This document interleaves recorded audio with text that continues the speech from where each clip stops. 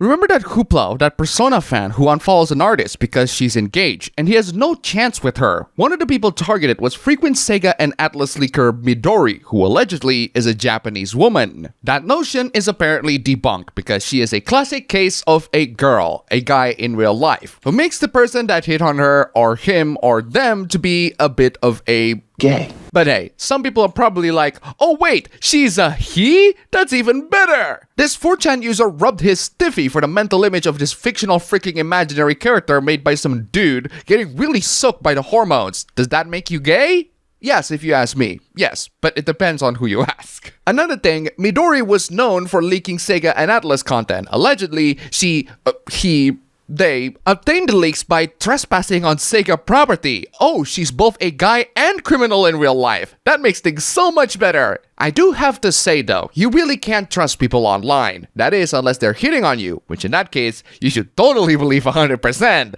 Did you know that yours truly is such an absolute lady killer that I have 2 people begging me to marry their sisters? Yes, I am the Leon S. Kennedy to these 2 people's Chris Redfield. This person, named CF2DU7GRQ, has a sister who saw my profile while browsing on Twitter X, and she is interested in me. Then I had another person, P5FLSFFCLE, who also had a sister but shared a different link. Oh, bots. I mean, guys, I'm very flattered, but where did those links point anyway? Let me boot up my virtual machine. Look, I'm not saying I don't trust you guys, I just want to be on the safe side. This one directs to some dating app, this one goes directly to YouTube. I think I see how this works. You click on the link and it will hijack your browser session. If you did click on these shady links, clear all your cookies. You'll be signed out of everything, but better safe than sorry. So yeah, don't trust women who claim that they're interested in you.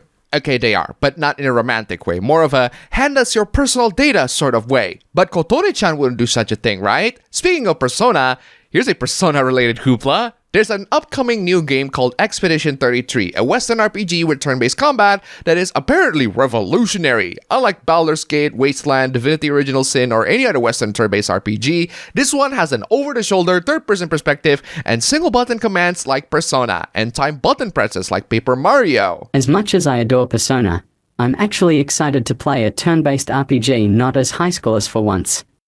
You might need to expand your gaming library because the most popular game of last year was a turn-based RPG where you don't play as high schoolers. They also made another fantastic turn-based RPG series where you don't play as high schoolers. Oh wait, it doesn't have the third-person over-the-shoulder perspective. But if you want RPGs where you don't play as high schoolers, that's like a significant portion of the Final Fantasy games and a good portion of the Shin Megami Tensei series. Regardless, Expedition 33 does look great and it'll be out next year. I can't wait. But in the meantime, play these other turn-based games featuring adults. Before we get to the next hoopla, here's a cat. Not my cat, just a cat that loves to hang around for food. Regardless, I want to say huge thanks to all these wonderful sponsors. You're all fantastic. If you want to see your names among these legends, then check out the links down below. Just $1, and you have supported this channel a lot. Seriously, thank you so much.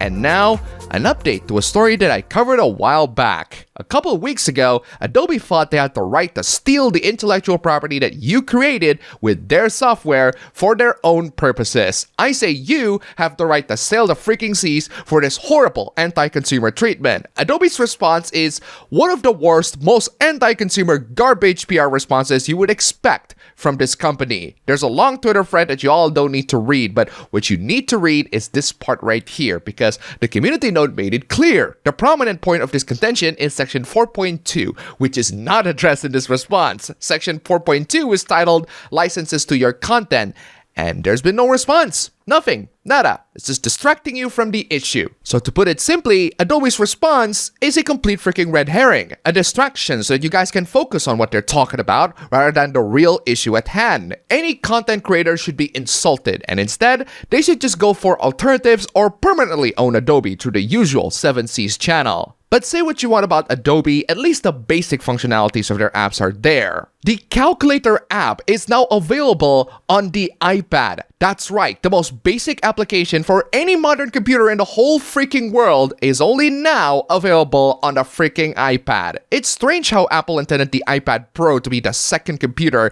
and yet they don't have the most basic app in there. Did you know that the word computer comes from the 1640s and means one who calculates, a noun from the word compute? So the iPad, which is intended to be a computer, does not have an app to calculate. For comparison, I have a tablet, the Samsung Tab A9. Performance is not great with 4 gigs of RAM and 64 gigs storage, which is thankfully expandable. I use this tablet to watch videos, read articles, manga, and play basic games like Solitaire and Sudoku. Even this one has a calculator app, and this one is significantly cheaper than the iPad Pro. But yeah, if the iPad gets you these apps only now, that just tells you how much innovation that Apple is willing to give for this hundreds, if not $1,000 device. And speaking of computers, it's the one platform that console peasants are incredibly salty about. Let's check out one of them, shall we? Apparently, if you're a PC gamer, that means you are secretly an Xbox fan. That's right, according to this PlayStation fanboy, who is clearly biased towards all the Xbox fanboys, being a PC gamer means that you're an Xbox gamer in denial. Those PC neutrals are just XBOTS that temporarily piggybacking on Steam's success because they don't have much Twitter ammo anymore. Huh. I didn't know that there are Xbox fanboys that are just piggybacking on Steam's success, but I do agree that Steam has been very successful. They're even successful in the hardware department, as they made a portable gaming console that everyone copies. And PlayStation, well, they already acknowledge how awesome Steam is by releasing their games there, so I guess you must catch up. Don't worry, you don't even need to use Steam. You can buy the games in many other PC storefronts, get the repack from 7Seas, and install the game without any hassle. Or play some emulated consoles. They're fun. PC gamers get all the benefits in the world, but they do have to admit that there are great exclusives on other consoles that remain in that console until the developers decide to do something about it. One of those games is Bloodborne, and boy, the PlayStation fanboys are very defensive of that game. This console peasant believes that if PlayStation wants to convert PC gamers into console gamers, they should invest in another Souls title, such as Bloodborne on the PS4, as that game is truly a masterpiece.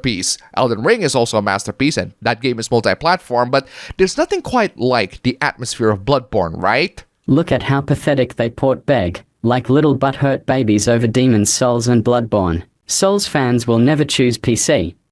Oh, sorry, did you say Demon's Souls? Okay, no thank you. We can emulate Demon's Souls perfectly fine on our PCS3. It runs well, and depending on our machines, it can even do 60 FPS. The remake looks great, but the original is still very good. But do you know who else appears as a port beggar in Bloodborne? Hidetaka Miyazaki, the president of From Software and the director of the Souls series. How dare he demand a game be playable on a platform where gaming can be preserved for future generations to play? Also, you PlayStation fanboys are not innocent on the port begging. Say what you want about port begging, at least port begging is not an abuse of power. Helldivers 2 went through an interesting backlash because one of the moderators of the community is a furry, and the furry does not like it when you're hating furry artworks. This is your reminder that if you want to vomit react furry art or be a jerk about furry art, that you are lining up for a 24-hour timeout by me. Talk about abuse of power. I love how most of the emoji reactions are clown and 1984. Look, if you want to be a furry, go right ahead, but you can't expect everyone to accept your lifestyle or just tolerate the kind of activities that you do, especially when the game Helldivers 2 has nothing to do with furry stuff. Unless you count the bugs as furry. If you try to reply to me in here, you can't because there's no typing in here. Everyone reacting to my post with a clown emoji is also lining up for a timeout. Keep going, you're making my life easy. Ah, a classic case of abuse of power. Why is this moderator still here again? And that's all for the video today. Thank you all so much for watching. If you enjoyed this video, please don't forget to click the like button and subscribe for more. Don't forget to check out my ABB Show stream channel, link down below. Go subscribe once again. Thank you for watching, and I'll see you all next time.